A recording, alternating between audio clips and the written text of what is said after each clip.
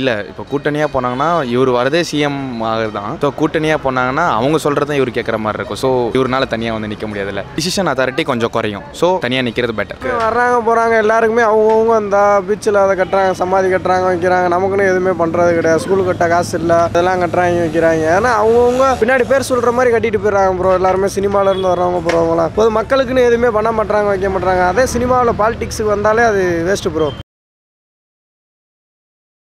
Appreciate பண்ணுறேன். அவர் கட்சி ஆரம்பித்தது வந்து ரொம்ப நல்ல விஷயம் தான். இப்போது வந்து ஒரு நல்ல டைம்னு நான் ஃபீல் பண்ணுறேன். அதனால் இப்போ ஆரம்பித்தது நல்ல டைம். அவருக்கு நல்ல டைம். அவருக்கு நிறைய பேர் ஓட்டு போடுவாங்கன்னு நினைக்கிறேன். நானும் போடுவேன். மக்களுக்கு நல்லது பண்ண வந்து ஆஸ் யூஷுவல் எல்லோரும் வாக்குறுதி சொல்கிறாங்க, அதை நிறைவேற்றினா போதும். இன்னும் எஜுகேஷனும் மெடிசனும் கொஞ்சம் நல்லா பண்ணால் நல்லாயிருக்கும். ஃப்ரீ எஜுகேஷன் நல்லா, மெடிசன்ஸ் நல்லா கொடுத்தா நல்லா. எஜுகேஷனும் மெடிசன் ஃபெசிலிட்டிஸும் கொடுத்தா நல்லாயிருக்கும் மாதிரி உங்கள் சஜஷன். 26 எலெக்ஷனில் நீங்கள் ஓட் பண்ணுவீங்களா அவருக்கு? கண்டிப்பாக ஓட். ஏன்னா எனக்கு 2 ஆப்ஷன் தான் இருந்துச்சு. எனக்கு ஒன்று சீமானவர், இல்லை நான் புதுசாக என்ன வேணும்ன்ட்டு நான் விஜய் அவருக்கு தான் பண்ணுவேன். ஸோ நீங்கள் எப்படி மேம் அவருக்கு சப்போர்ட் பண்ணுவீங்களா இல்லை என்ன பண்ணுவீங்க? 200% சப்போர்ட் பண்ணுவேன். கண்டிப்பாக ஏதாவது ஒரு மாற்றம் வேணும்ல. ஸோ அதனால் என்னோடய ஓட் கண்டிப்பாக தளபதிக்கு தான். கண்டிப்பாக முடியும். ஏன்னா எல்லாரோட யங்ஸ்டர்ஸோட சப்போர்ட்டும் அவருக்கு தான். ஸோ கண்டிப்பாக அவரால் முடியும்.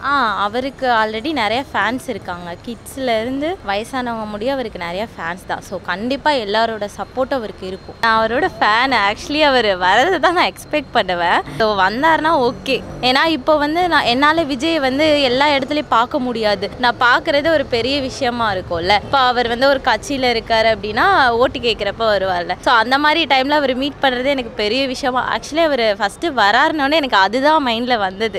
சார் வந்தாலே போதும், அந்த மாதிரி தான். இப்போ நம்ம தளபதி விஜய் வந்து பாலிடிக்ஸ்க்கு என்ட்ரு ஆயிருக்காருல, ஸோ இதை பற்றி நீங்கள் எப்படி நினைக்கிறீங்க? அவர் சினிமாவில் நடித்து இப்போ ஏதோ பாலிடிக்ஸுக்கு வராப்புல, அது என்னன்னு தெரியல. எல்லாருக்கும் ஒரு சான்ஸ் கொடுக்கலாம் ப்ரோ. நம்ம இது வந்து சீமானுக்கு ஓரளவுக்கு இப்போ யங்ஸ்டர் ஃபுல்லாக சீமான் வந்துட்டுருக்காங்க. சீமான் வந்தால் ஓகே நல்லாயிருக்கும். விஜய் என்னன்னு தெரியல, சினிமாவிலேருந்து வர்றவங்க யாருமே அந்தளவுக்கு ஒருத்து இன்னும் பண்ணுறது இல்லை ப்ரோ.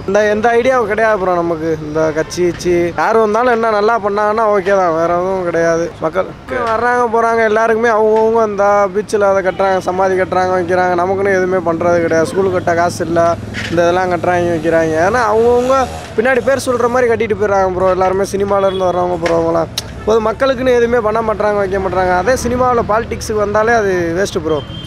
மக்கள் என்ன இந்த சீமான் வந்து அப்போலேருந்து வர்றாப்புல ஏதோ உண்மையை சொல்கிறாப்புல, அவருக்கு ஒரு சான்ஸ் கொடுக்கலாம், அவ்வளோதான்.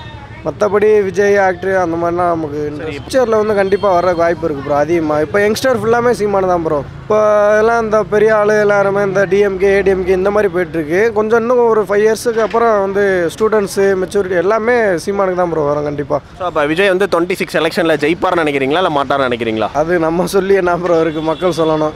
எனக்கு தெரியல ப்ரோ. அது சீமான் வர்றதுக்கு வாய்ப்பு இருக்குது ப்ரோ கண்டிப்பாக. விஜய் வந்து தெரியல என்னன்னு தெரில. ஆமாம், பூரா லேடிஸ் ஃபேன்ஸு அப்படி இப்படின்னு ஏதோ இருக்காங்க, சினிமா ஃபேன்ஸ் இருக்காங்க. மற்றபடி இந்த எலெக்ஷனு இந்த மாதிரி வரும்போது மக்களுக்கு சப்போர்ட் பண்ணுறது வந்து அது ஒன்றும் சரியில்லை ப்ரோ. விஜய் அந்த மாதிரி சீமான் ஓகே ஓரளவுக்கு கட்சினா உண்மையை பேசுகிறாப்புல ஏதோ நடக்குது, அவ்வளோதான். மற்றபடி விஜய் மேலே ஒன்றும் இன்ட்ரெஸ்ட் இல்லை ப்ரோ.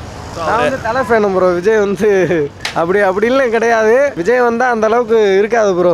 ஆமாம், சீமான் வரலாம் ப்ரோ. யங்ஸ்டருக்கு வந்து சீமான் தான். என்ன எதிர்பார்க்குறது, மக்கள் என்ன எதிர்பார்க்குறாங்களோ அதுதான் எல்லாரும் எதிர்பார்க்குறது. நல்ல ஒரு சொசைட்டி, நல்ல ஒரு சொசைட்டி வேணும், அவ்வளோதான். நல்ல விஷயந்தான். நாட்டுக்கு நல்லது யார் பண்ண வந்தாலும் சந்தோஷமான ஒரு விஷயந்தான், அதை ஏற்றுக்கணும். பட் பார்ப்போம் இவரோட விஷன் என்ன இருக்குன்றது. அவர் போக போக என்ன சொல்கிறாரோ அதை பொறுத்து தான் அவருக்கு காமன் பீப்புள்கிட்ட இருக்கிற சப்போர்ட் என்னன்றது தெரியும். ரசிகர்கள் ஆதரிப்பாங்க. ஸோ அப்பார்ட் ஃப்ரம் ரசிகர் பொது ஜனம்னு ஒன்று இருக்குல்ல, ஸோ அங்கே வந்து அவர் மக்கள் மனசில் இடம் பிடிக்கிறாரா இல்லையான்றதை அவர் 2026 தேர்தலில் தெரிஞ்சிடும். ஸோ நீங்கள் 2026 எலெக்ஷனில் அவருக்கு ஓட் பண்ணுவீங்களா?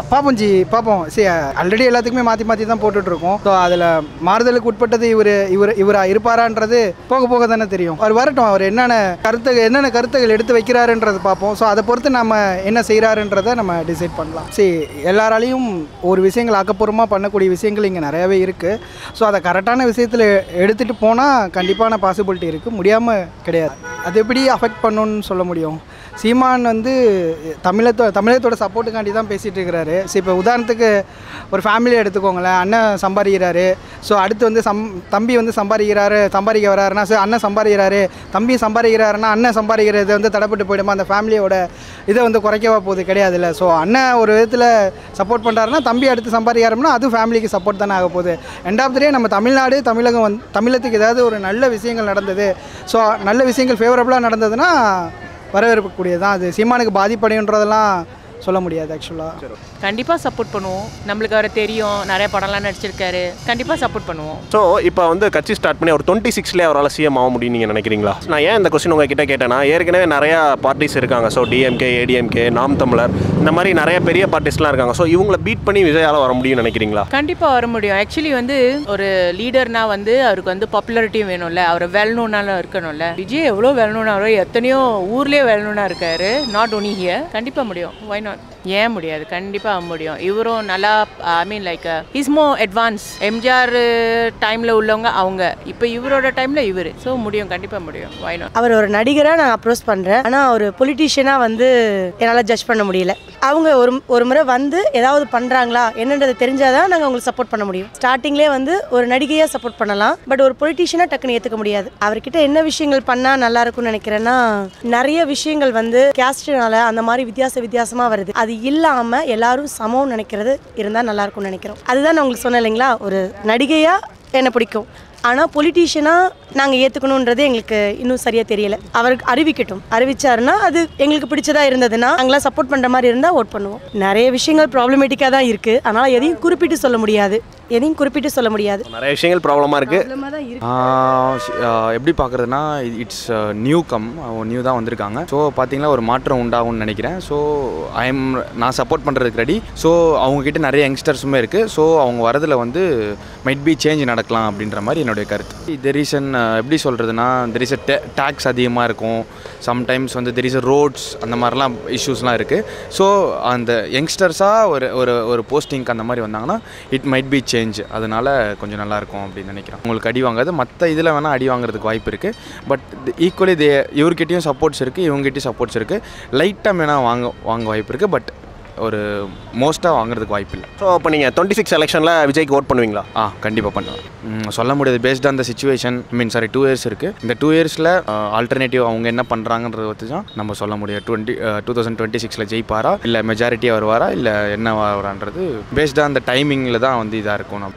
இல்லை இப்போ கூட்டணியாக போனாங்கன்னா இவர் வரதே சிஎம் ஆகிறது தான். ஸோ கூட்டணியாக போனாங்கன்னா அவங்க சொல்கிறது தான் இவர் கேட்குற மாதிரி இருக்கும். ஸோ இவரால் தனியாக வந்து நிற்க முடியாதுல்ல. அதுதான் நான் சொன்னேன்ல, மைட் பி ஜாயின் பண்ணாங்கன்னா அவங்க சிஎம்மாக இருப்பார். டிசிஷன் அத்தாரிட்டி கொஞ்சம் குறையும். ஸோ தனியாக நிற்கிறது பெட்டர்.